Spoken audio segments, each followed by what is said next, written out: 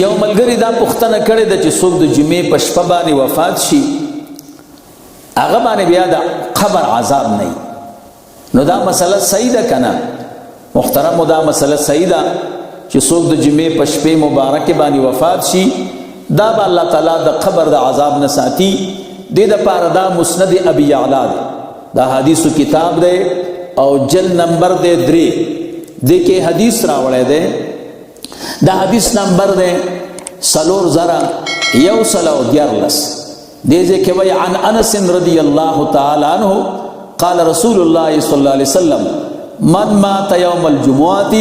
وقی عذاب القبر څوک چې د جمعې په ورځ باندې وفات شو دا به ساتلی شي د قبر د عذاب نورو روایاتو کې د جمعې شپه هم راغلی ده خو زموږ خو مقصود په دې مسایلو کې اختصار دی نو ځکه نورې حوالې نه درکوو مسند ابي یعلا 3 جلد دی صفحه د 300 حدیث نمبر دی 3114